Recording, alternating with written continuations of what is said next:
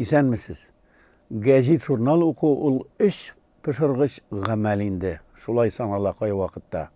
Чыннан да кызык, мызык дип нинди дә булса ролик кую, роликтан карап кемнеңдер абынып елганын күреп көлү, яки анекдот тыңлау, яки бер эстрадада сикереп бигәнне карау кызыграк. Ләкин нишлисең?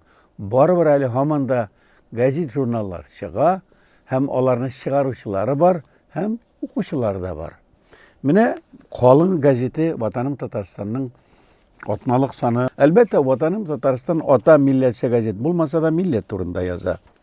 Шушы арада чыккан бер санда ике телдә булмагач эш күренми дигән мәкалә бар. Онда дәүләт структурасында хөкүмәттә татар телен куллану турында киңәшмә үтү турында язганнар.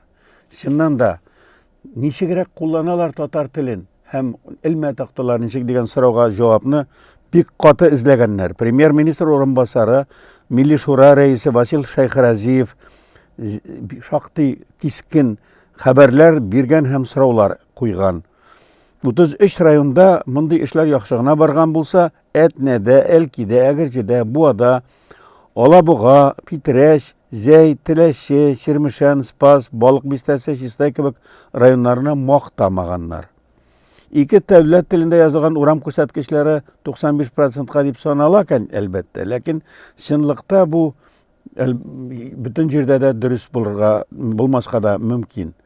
Тәҗрибә буенча саннар югары булса да, һәр хәлдә тормышта күрәбез, кибеттәме татарча мөрәҗәгать итсәң, яки берәр оешмага кереп татарча хат тоттырсаң, яки сөйләшәсең килсәң, шалтыратсаң, җавап ишетеп булмый. Менә шул турыда каты гына сүз барган. Сәүдә оешмаларында, мәсәлән, Бәхетледә, метрода мәгълүмат белән тәэмин итү ике телдә оештырылган икән. Ләкин күпчелегендә алай түгел.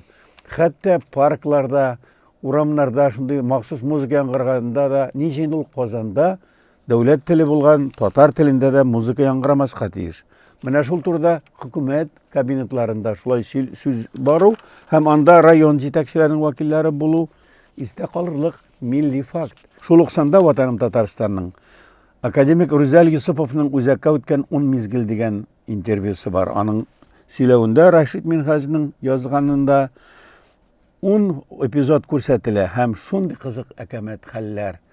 Үзе деканда булган, ректорда булган Рүзәл Юсупов татар телен саклау өчен зур көрәшкән һәм хәзерге яшьләр белми, ул бит әле Татарстанда республика партиясын оештырып, парламентта төркемдә булдырды. Ягъни сәясәт белән милли, мәдәни тел эшләрен бергә алып бара белде. Ул кеше әле исән безнең арабызда һәм Рүзәл Юсуповка мондый игътибар биргән гәзит әлбәттә яхшы гамәл. Шәһри Казан. Казанда ярты миллион татар бар, ләкин аны татарча сөйләштерү, татарча белгән татарны табу бик кыен. Бигрәк тә интегә инде шәһри Казан. Чөнки аның укучысы барыбер районда күбрәк санала күрәсең. Чөнки чираттагы калынсанда сәби үстерү, сабый тәрбияләүгә тиң дигән мәкалә һәм бик матур сәби рәсеме. Икенче биткә керсәң, анда сыер асраучылар нинди субсидиягә өмет итә дигән бик актуаль мәкалә. Шуннан да сыер асрасаң, дәүләттән тамамы юкмы? Анда сыер рәсемнәре дә куелган. Кырыйда гына от рәсемнәре дә Питрәчтән куелган. Алда әйтелгән шәби темасы, ягъни шәби үстерү, сабый тәрбияләүгә тиң дип әйтелгән махсус полоса 7нче биттә дә дәвам итә һәм анда мәгълүматлар кызык. Әйтергә кирәк, татарлар алар Казанда яшәп тә татарча яшиләр әле. Шәһәр читендәге кешеләр шәби ясарга да мөмкин. Шәһри Казанның бу башлангычына мөгаен барыбер уңай реакция күрсәтүчеләр бардыр. Шушы арада авыл ушкарларының җыены үткәнгә микән Шәһри Казанның бу саны бигрәк тә юмарт булды авыл кешеләренә. Авыл өчен йөрәк яна дигән мәкаләдә Аксубай районының Иске Хөрмәт авылында яшәүче Григорий Маланчев хатыны белән авылга кайтып төпләнү турында язганнар. Анда да рәсем бар, ул сыйыры белән Григорий төшерелгән. Җиңел эш түгел. Авылга кайтып, авыл хуҗалыгын алып бару, шәһәрдән күчү үзенә күрә бер кыю адым. Һәм бу да милли тормышка тәэсире бардыр, әлбәттә. Шуңа күрә үпкәләмик Шәһри Казанның бу санда алай мул каравын. Татар кайда яши, аны шул турыда эзләп табарга туры килә инде. Ләкин барыбер Шәһри Казаныбызда яшәүчеләр, кайчан сез татарча яшәргә өйрәнәсез һәм безгә язарга, күп материаллар табып бирәсез. Үзегез турында сөйләргә форсатлар тудырасыз. Сорау. Мәдәни җомгада тагын Фатих Карим турында язганнар. Бу юлы Симбек Акашапова Фатих Каримның исеме нинди урыннарда, нинди яңгыраш таба. Инде Казан шәһәренең 36-нчы гимназиясе урнашкан бинада госпиталь булган. Һәм анда Фатих Карим Кыңгыраулы яшел гармун дигән поэма язган 76 ел элек. Менә шул турыда сөйләнгән мәкаләдә Ләйлә апа Каримова һәм башкаларның ничек итеп Фатих Карим темасын төрле урыннарда күтәрүе, аның исеме ничек итеп саклануы турында язганнар. Чыннан да Фатих Карим һаман арабыздан китми, чыннан да ул зур шәхес һәм шагыйрь һәм талантлы шәхес һәм чын яугир. Аның турында газетада тәфсилләп язган бу мәгълүматта информация күп. Чыннан да тормыштан китерелгән фактлар дәлилли бу эшне. Шунда ук Ринат Харисның ул да Фатих Карим белән шөгыльләнә, үз шигырьләренең шәлкеме бер биткә тутырып басылган. Һәм менә тагы гәҗит кенә түгел, журналлар бар бит. Мәгариф журналы. Аны укытучылар укырга тиеш. Ләкин барыбер бу һәр кешегә карый. Без хәзер татар теленең язмышы, федераль үзәктә кабул ителгән кануннарның безнең тормышка чагылышы турында әйтәбез. Һәм кай вакытта тынычланып та китәбез, бәлки кирәкмидер дә инде, бәлки мәктәпләрсез дә ярар, бәлки татар телендә укытмасалар да яшәрбез дигән кайсы бер кешеләрдә фикер бардыр. Ә чынлыкта исә бу проблема бик кискен тора.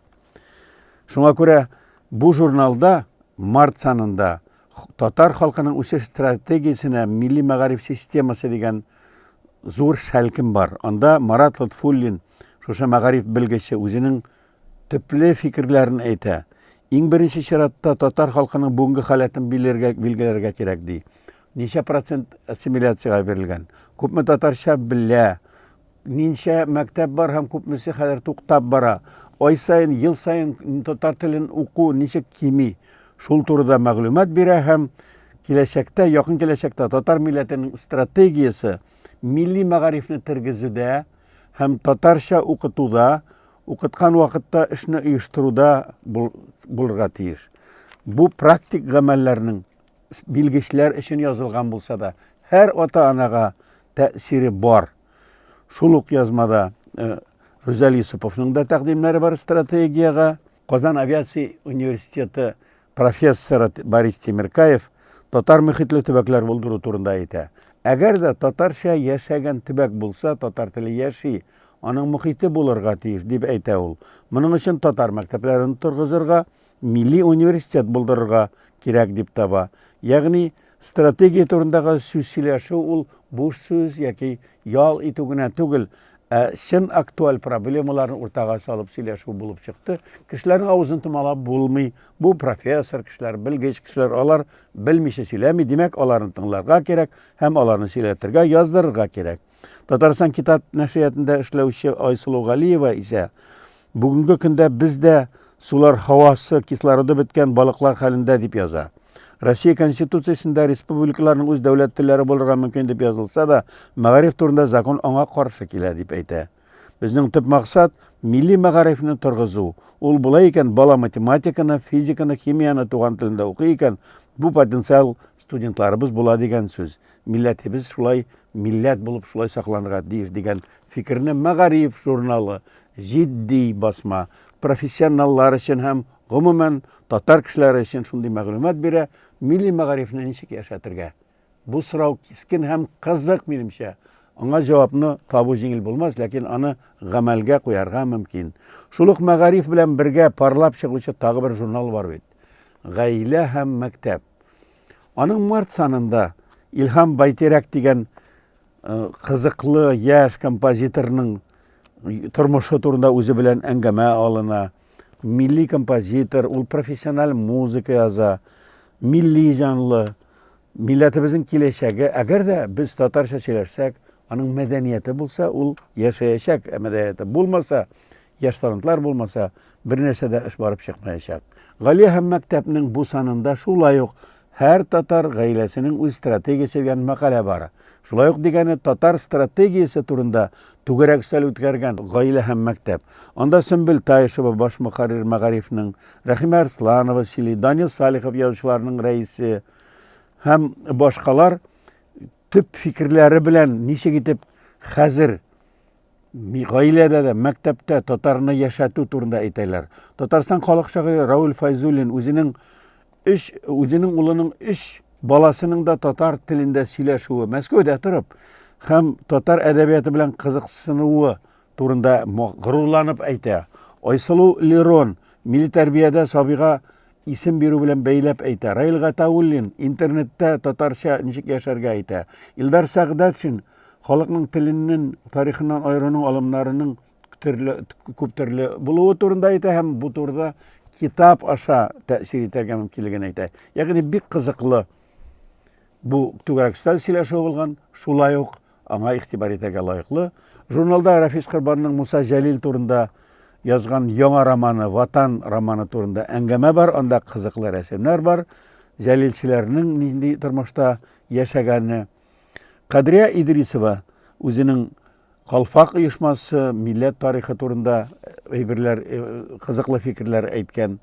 Сәгадәт кышы яки татар хатыны бәхетлеме дигән тема карагыз гаилә һәм мәктәп журналында. Исламда хатын-кыз дигәндә мәгълүматлар бар. Карагыз, бу ата-аналар өчен утырып бергәләп ачып укырга, кирәк булса белмәгәннәргә тәрҗемә итеп укырга да кирәк була торган журнал икән бит бу. Әле күпләр белми. Калын да түгел, кызыклы да, рәсемле дә. Ягъни кызыклы әйберләр мәгънәле басмаларда да була икән. Без шуңа инандык бу юлы. Хәзергә сау булыгыз.